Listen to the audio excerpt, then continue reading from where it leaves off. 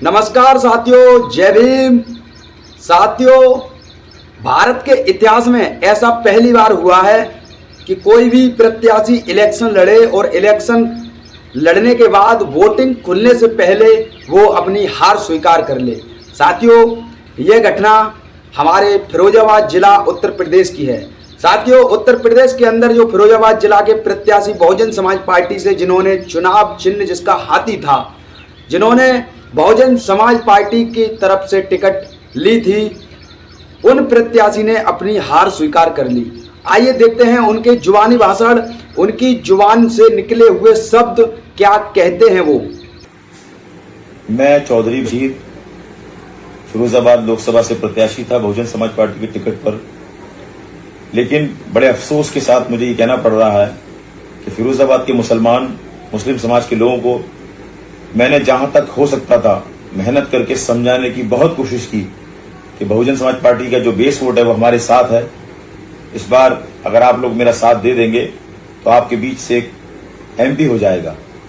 लेकिन फिरोजाबाद के मुस्लिम समाज के लोग, जो समाजवादी पार्टी के कार्यकर्ता हैं मुस्लिम समाज में, कुछ उन्होंने माहौल को बिगाड़ने की बहुत कोशिश की और वोट चौधरी बशीर को यानी बहुजन समाज पार्टी को नहीं पड़ने दिया।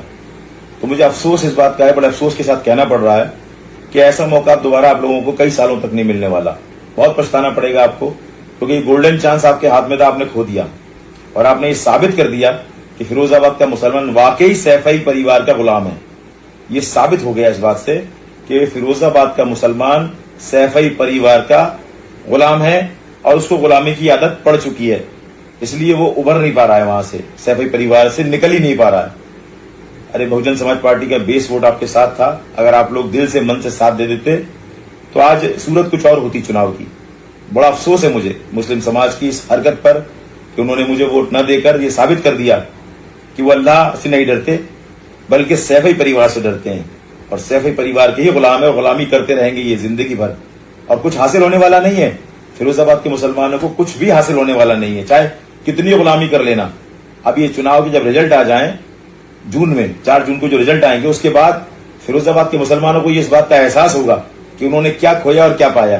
बस यही कहना चाहता हूं और फिरोजाबाद के मुसलमानों को धन्यवाद देना चाहता हूं कि आपने अपने चौधरी बशीर अपने भाई को हरा दिया और वोट नहीं दिया। कोई बात नहीं, अल्लाह बहुत बड़ा है। अल्लाह हाफिज। देखा आप लोगों ने किस तरीके से चौधरी बशीर, जो कि बहुजन समाज पार्टी से प्रत्याशी थे, उन्होंने किस तरीके से फिरोजाबाद के जनता को, फिरोजाबाद के वोटरों को क्या कहा। उन्होंने अपने खुद जाति के लोगों को, अपने बिरादरी के लोगों को, अपने धर्म के लोगों को इतनी सारी बातें कह दी। अब ये बातें तो वैसे सबके लिए थी, जितने भी बहुजन समाज के अंदर हैं, जितने भी बहुजन समाज पार्टी से रिलेटेड हैं, सारी जातियों के लिए ये बातें थी। क्यों थी? क्योंकि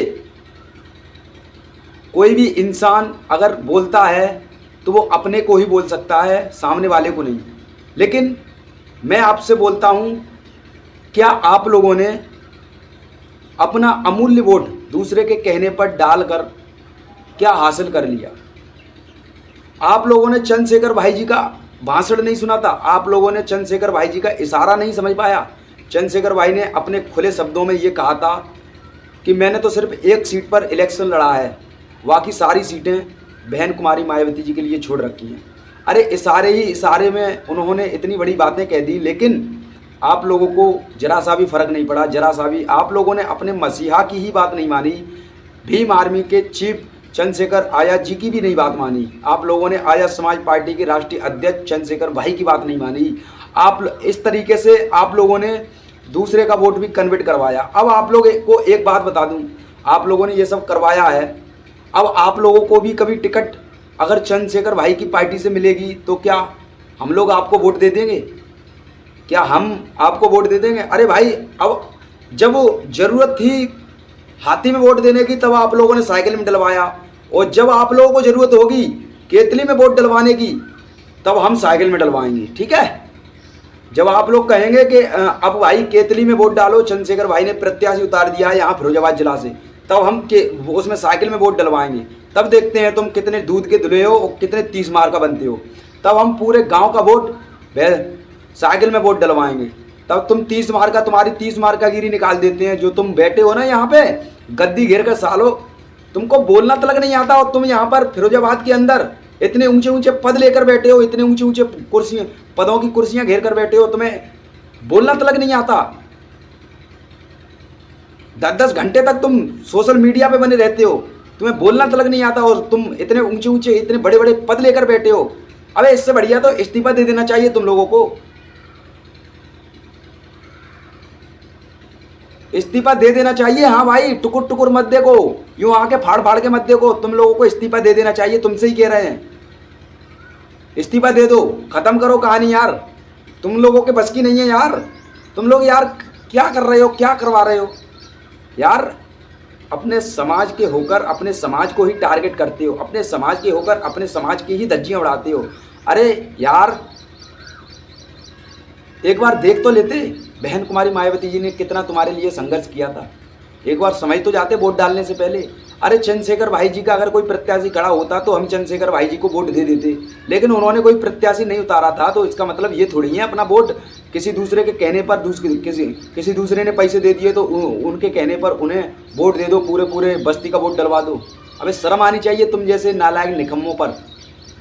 तुम जैसे लोगों ने ही माहौल खराब कर रखा है। अब ज़्यादा मैं क्या बोलूँ, आगे आने वाले टाइम में तुम्हारे औकात ये समाज ही दिखाएगी।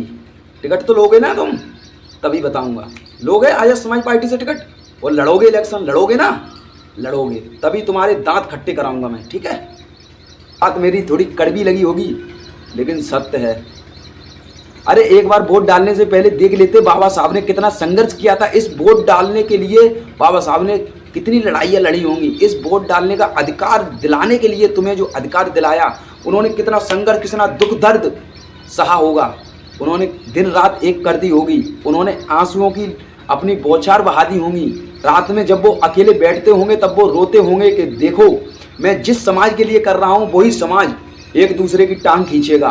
देखो ये नालायक निकम्मे, बाबा साहब सोचते होंगे ये नालायक निकम्मे जिनके लिए मैं आज ये करके जा रहा हूँ, ये सब बैठकर बड़ी बड़ी कुर्सियों पे बैठकर वोट देखेंगे, ये नालायक निकम्मे, ऐसे करके बाबा सोचते होंगे। उनकी आत्माएं भी अगर इधर उधर भटकती होंगी बाबा साहब की, वो सोचती होंगी देखो मैंने इन लोगों के लिए अधिकार दिए थे, देखो ये साले अपना 500 रुपए में दारू मुर्गा में वोट देखते हैं। देखो ये देखो इनकी शक्लें, सड़ी हुई गोबर जैसी शक्लें दिखाई दे रही हैं इनकी। देखो ये साले वोट देख रहे हैं बहुजन समाज का। देखो बाबा साहब की आत्माएं अगर इधर उधर घूमती होंगी वो भी सोचती होंगी, थू है ऐसी जिंदगी पर तुम्हारी, डूब मर जाओ रे चुल्लू भर पानी में, चुल्लू भर पानी मिल जाए तुम्हें उसमें डूब जाओ। बाबा साहब की आत्माएं भी ये सोचती होंगी कि मैंने किन लोगों को अधिकार दिलाया जो अब बहुजन समाज का वोट दारू मुर्गा में 500 रुपए में बेच देते हैं, 5 रुपए में वोट बेच देते हैं, मोटी मोटी गड्डी लेके पूरे बस्ती का वोट डलवा देते हैं। थू ऐसे नालायक निकम्मों पर। जैसी करनी वैसी भरनी, ये तो जानते हैं प्रकृति की देन है, जैसा करोगे वैसा भरोगे। कोई भी व्यक्ति मरने के बाद किसी को इतनी जल्दी जन्म नहीं मिलता। मरने के बाद व्यक्ति की आत्मा इसी पृथ्वी पर रहती है और पृथ्वी पर ही भटकती रहती है। सोनू सिंह इस बात का खुद सबूत है। आइए मेरे साथ कभी प्रैक्टिकल करके दिखाएंगे, मगर तुम लोगों को तुम्हारी औकात जिंदा ही दिखाएंगे, याद रखना। चलते हैं, जय भीम।